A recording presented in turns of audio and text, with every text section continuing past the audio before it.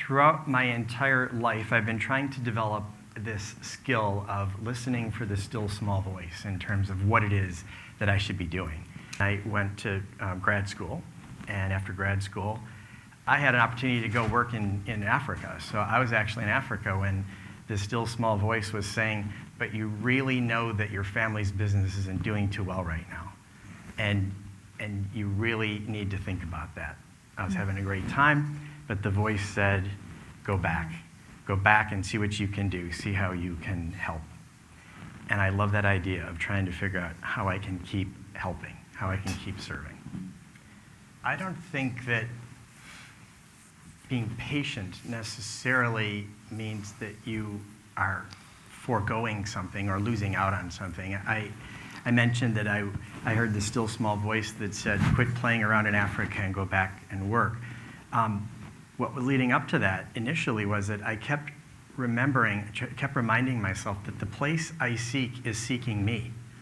And that if I'm doing my metaphysical work about being in my right place, and I'm open and listening to where that right place might be, even if that right place seems a little bit inconvenient, but it does seem to be like the next right thing to do, then I better make sure that I'm listening.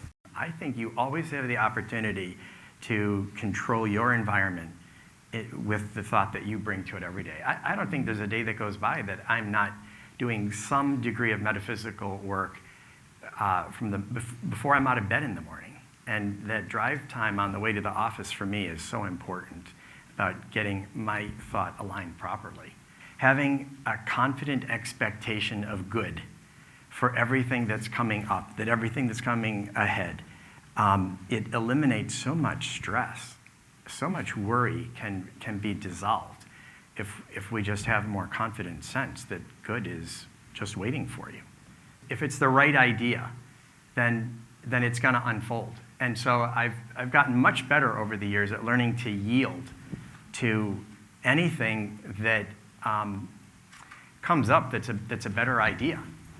One of the things that I also always try to remember is that if there's a conflict and I've got to go talk to somebody about a conflict, it's really the Christ in me going to meet the Christ in them.